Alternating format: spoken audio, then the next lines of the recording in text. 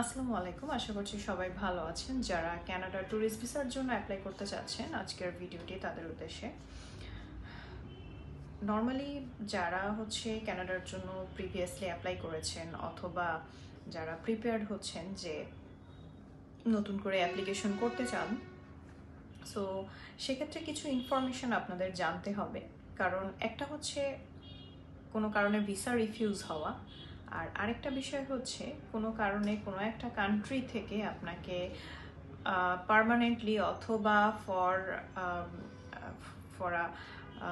Duration of ইয়ার সেখান থেকে ban করা বা আপনার পাসপোর্ট ব্লক করে দেয়া। সো এটা খুবই রং বা নেগেটিভ একটা সাইট হয়ে যায়। So normal refusal is very ওকে, যে আপনি রিফিউজ হয়েছে কোনো না কোনো কারণে, আবার আপনি রিঅ্যাপ্লাই করতে পারবেন। But somehow if you get banned from specific country, আপনি আর সেখানে অ্যাপ্লাই করারও সুযোগটা পাবেন না। সো সেটা সম্পর্কে আজকে একটু ডিসকাস করব বা আপনাদেরকে একটু ইনফরমেশন দিব। তার আগে বলে দিচ্ছি, যারা আমাদের সাথে ডিরেক্টলি যোগাযোগ করতে চান অবশ্যই আমাদের অফিস ভিজিট করতে হবে। অফিস লোকেশন ডিসক্রিপশনে দেওয়া আছে, অথবা স্ক্রিনে দেওয়া নাম্বারে ডিরেক্টলি কল করতে পারেন। চেষ্টা করবেন অবশ্যই অফিস টাইমের মধ্যে কল করার, বা এই নাম্বারে হোয়াটসঅ্যাপ আছে, আপনারা কোনো কোয়ারিজের জন্য হোয়াটসঅ্যাপে নক দিতে পারেন। সো ব্যান হওয়ার যে বিষয়টা, সেটা হচ্ছে কিছু ডকুমেন্টেশনে যদি আপনাদের মিস্টেক হয়ে যায় অথবা কোনো কারণে আপনারা কোনো ফেক ডকুমেন্টেশন দিয়ে ফেলেন, বা অনেকে ফেক দিতে না চাইলেও যদি কোনো পজিটিভ কিছু করতে গিয়ে সামহাউ নেগেটিভ কিছু হয়ে যায়, তখনই কিন্তু আপনাকে ব্যান করে দেওয়ার একটা পসিবিলিটি। এবং এটা নর্মালি গিয়ে যেসব কান্ট্রিতে মানুষ গিয়ে অ্যাপ্লিকেশন করে থাকে তার মধ্যে ফার্স্ট ওয়ার্ল্ড কান্ট্রিগুলোর মধ্যে কানাডাতেই এই টেন্ডেন্সিটা রিসেন্ট টাইমে হয়েছে। কারণ সেটার কিছু রিজনও আছে। 2023-তে প্রচুর ফেক ডকুমেন্টেশন দিয়ে মানুষ ভিসা অ্যাপ্লিকেশন করেছে অ্যান্ড অ্যাপ্রুভালও পেয়েছে। দ্যাটস ওয়াই এখন কানাডার যে রুলস অ্যান্ড রেগুলেশনসগুলো অনেক বেশি স্ট্রিক্ট হয়ে গিয়েছে। সো ফাইনালি যেটা মেইন টপিক, যে কি ডকুমেন্টেশনের কারণে আপনার পাসপোর্ট ব্যান হতে পারে বা আপনাকে ব্যান করে দেওয়া হতে পারে ফর ডিউরেশন অফ 5 ইয়ার্স, সেটা ফার্স্ট অফ অল যদি আপনারা কোনো ফেক ইনভাইটেশন প্রোভাইড করেন আপনাদের অ্যাপ্লিকেশনের মধ্যে, এটা কোনোভাবেই করা যাবে না। ফেক ইনভাইটেশন দিয়ে যদি আপনারা অ্যাপ্লিকেশন সাবমিট করেন, আপনাকে সেই কারণেই ব্যান করে দেওয়া হবে। এখন ফেক ইনভাইটেশন বলতে কি বোঝা যায়? ফেক ইনভাইটেশন বলতে বোঝায় যদি কেউ এডিট করে, অন্য কারো ইনভাইটেশনকে নিজের নামে এডিট করে, অন্য কারো ডকুমেন্টসগুলোকে নিজের ইনভাইটি হিসেবে ইউজ করে, ইনভাইটেশন লেটারটাকে যদি কেউ এডিট করে গিয়ে একই জিনিস অনেকের জন্য ইউজ করে, তখন এই বিষয়টা হয়।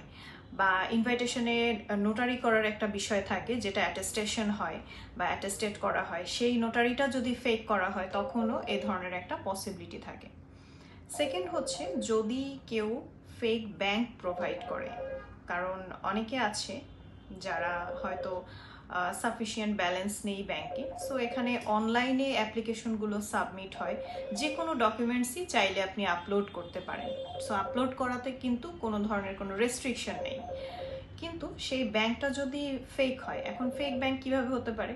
হতে পারে অন্য কারো ব্যাংক স্টেটমেন্ট আপনি কম্পিউটারে এডিটিং করেছেন, অন্য কারো নাম রিমুভ করে আপনার নাম সেখানে দিয়ে দিয়েছেন, অ্যাকাউন্ট নাম্বার চেঞ্জ করেছেন, অথবা অ্যাকাউন্টের ডিটেল চেঞ্জ করেছেন, ট্রানজ্যাকশন চেঞ্জ করেছেন, অ্যামাউন্ট চেঞ্জ করেছেন। এই ধরনের কোনো এডিটেড স্টেটমেন্ট যদি প্রোভাইড করা হয়, তাহলেও আপনাকে কানাডা 5 ইয়ার্সের জন্য ব্যান করে দিবে।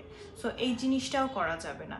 ডেফিনেটলি আপনারা নিজের অ্যাকাউন্টে সাফিসিয়েন্ট ব্যালেন্স না থাকলে আপনারা কারো সাপোর্ট নিতে পারেন, অন্য কারো স্পন্সরশিপে অ্যাপ্লাই করতে পারেন, যে আপনার ফাইন্যান্সিয়াল রেসপন্সিবিলিটিস অ্যান্ড আপনার সব ধরনের এক্সপেন্সেস বেয়ার করছে যে তার অ্যাকাউন্ট আপনি দিতে পারেন, এরকম একটা ডিক্লারেশন তার কাছ থেকে নিয়ে, সেটা হতে পারে আপনার ইমিডিয়েট কোনো family member, friends or relative, যে কেউ বা যে কারো যে আপনাকে স্পন্সর করতে ইচ্ছুক থাকবে, অথবা আপনার কোম্পানি আপনি কোথাও জব করেন, আপনার কোম্পানি যদি আপনাকে স্পন্সর করতে ইচ্ছুক হয়, সেটা আপনি দিতে পারেন। সো যে কোনো ধরনের, but the account has to be real, edited হতে পারবে না। সো এই জিনিসটাও খেয়াল করতে হবে।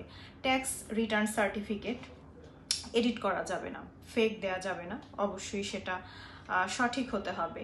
আপনি যদি ট্যাক্স নাও দিয়ে থাকেন বা আপনার ট্যাক্সের পেপারস না থাকে, সেটারও আপনি হচ্ছে অন্যভাবে আপনি সাপোর্ট নিতে পারেন কারো কোনো মাধ্যমে, বাট এডিট করে হচ্ছে কম্পিউটারের মাধ্যমে ভেতরের ইনফরমেশন চেঞ্জ করে দেয়া যাবে না।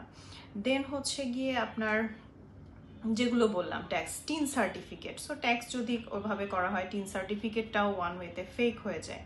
সো এই যে বিষয়গুলো আমি বললাম, এই বেসিক পেপারসগুলো একদমই হচ্ছে গিয়ে কোনো ধরনের কোনো ফেকিং অথবা কোনো হচ্ছে চেঞ্জেস করে সেটা আপলোড করা যাবে না, কারণ আপলোড হয়ে যাবে ঠিকই, বাট যখন আপনার অ্যাসেসমেন্টটা তারা করবে অথবা যখন আপনার প্রোফাইলটা তারা হচ্ছে প্রসেস করবে, আপনার ডকুমেন্টেশনগুলো তারা চেক করবে, তখনই কিন্তু এটা হচ্ছে ধরা পড়ে যাবে, and then you will get banned for 5 years. So এই রিস্কগুলো না নিয়ে অবশ্যই আপনাদের অন্য ওয়েতে ভাবতে হবে। এখন অনেকে বলতে পারেন যে আমার তো আসলে এভাবে গোছানো নেই, তাহলে কি আমি অ্যাপ্লাই করতে পারবো না, আমার সাফিসিয়েন্ট ব্যালেন্স নেই, তাহলে কি করতে পারবো? অবশ্যই করতে পারবেন। সো সেটার একটা ওয়ে আছে, আপনি কারো সাপোর্টে করবেন, আপনার কারো স্পন্সরশিপে করবেন, কিন্তু আপনি ডিরেক্টলি হচ্ছে গিয়ে ফেকিং করা যাবে না। সো এই ওয়েতে যদি আপনারা অ্যাপ্লিকেশনগুলো প্রসেস করেন, সাবমিট করেন, তাহলে কিন্তু যার সাফিসিয়েন্ট ব্যালেন্স আছে, যেখানে আপনি ডকুমেন্টেশনগুলো হচ্ছে আপনাকে প্রোভাইড করতে পারবে, সেরকম হচ্ছে কারো হেল্প নিয়ে আপনি আপনার কাজগুলো করবেন, এবং সেই ওয়েতে কিন্তু ভিসাও হয়ে যাবে। কারণ আমরা আমাদের হচ্ছে গিয়ে কাজের মাধ্যমে এ ধরনের অনেক হচ্ছে পজিটিভ রেজাল্ট পেয়েছি, আমরা রিসেন্ট টাইমেও পাচ্ছি। সো ওই ওয়েতে করতে হবে, ফেকিং করে এখন আর হচ্ছে ভিসা পাওয়ার সুযোগটা নেই। সো সেই কাজটা করা যাবে না, আপনারা সাপোর্ট নিয়ে কাজ করবেন, বাট ডিরেক্টলি ফেকিং করা যাবে না। হোপফুলি আপনারা বুঝতে পেরেছেন যে কোন ওয়েতে কাজগুলো করতে হবে। এছাড়াও যদি ভিসা অ্যাপ্লিকেশন সংক্রান্ত কোনো হেল্পের প্রয়োজন হয়, ডেফিনেটলি আমাদের সাথে যোগাযোগ করবেন। ধন্যবাদ সবাইকে।